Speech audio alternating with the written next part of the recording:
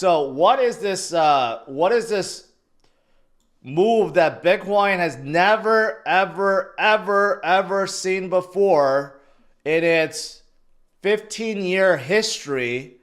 Well, that is this golden cross that is about to happen. That's right.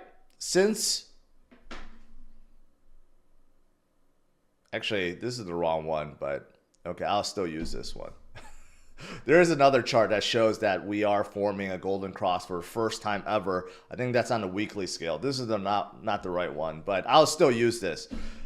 We are making a golden cross on the daily chart that we haven't made since 2023. And after we made that, obviously you could see we went up from sub 30,000 all the way to 69,000. That also started in October 2023, right? And we're about to make that golden cross once again in October of 2024. So that is a sign. First of all, we're in October. Second of all, history doesn't repeat, tends to rhyme. And third, that we are, on our way to our parabolic rise. But there was another chart. I was mistaken. There was another chart on the weekly that shows that, we are actually making a golden cross that we have never, ever, ever, ever made in Bitcoin's history. I got my charts messed up. Forgive me. But, you get my point, right? We are entering the parabolic bull run of this cycle. We just have to be a bit more patient, right? But we're definitely holding on the right assets. Most of you guys know that. Right? The fundamentals support it, macro conditions are supporting it.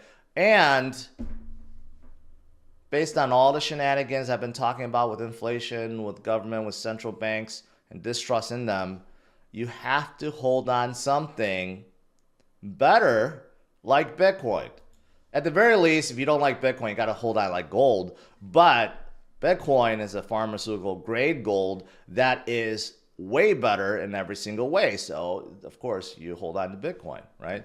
But in terms of fundamentals, I've been talking about that a lot. You may wonder, what does that mean other than the price? Well, for example, mining difficulty hits all-time high, which means the network is getting stronger, which means there are more miners out there across the world that's mining Bitcoin, supporting the network, making it more decentralized, and making it even more secure and more unhackable.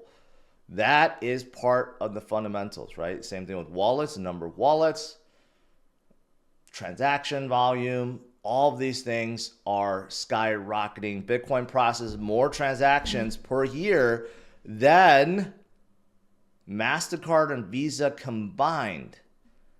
Think about that. And it's decentralized.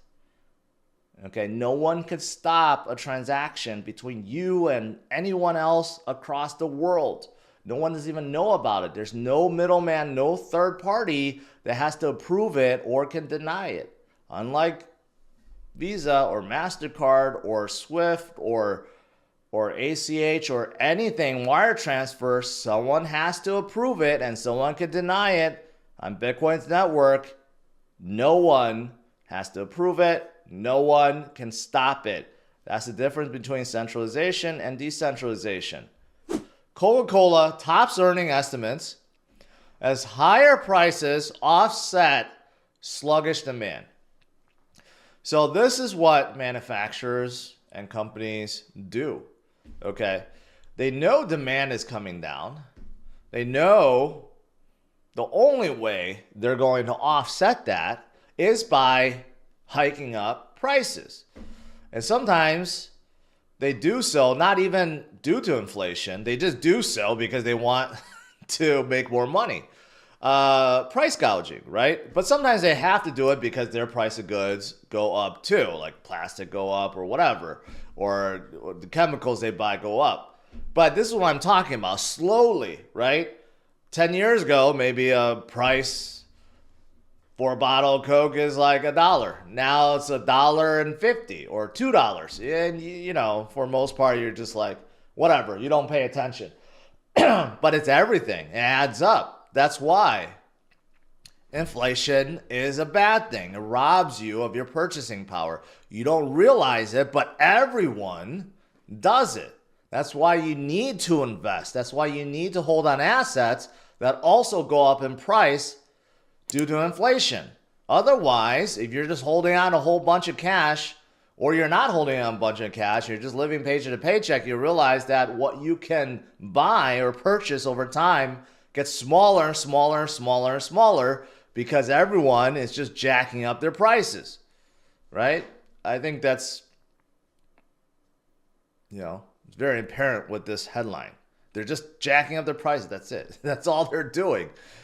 All right, so moving on from that point, Tesla is also reporting today. Aftermarket, right? I don't really care about Tesla, but I do care about what they're going to do with Bitcoin. So Arkham, been tracking all their wallets. And right now, they still hold 11,500 Bitcoin. So that's great. $777 million worth of Bitcoin held in a lot of different wallets spread around. Okay, I'm still waiting for them to say something. Elon usually does the calls. I'm waiting for him to say I'm going to follow Michael Saylor. He's probably not gonna say that, but say something like we're gonna start buying more Bitcoin. That's why we start moving wallets. Moving Bitcoin to different wallets. I don't know why they start moving, but I'm really hoping that he does that. We'll see. We'll see if that happens. Otherwise, I don't even really know why he moved them, to be honest. There's really no good reason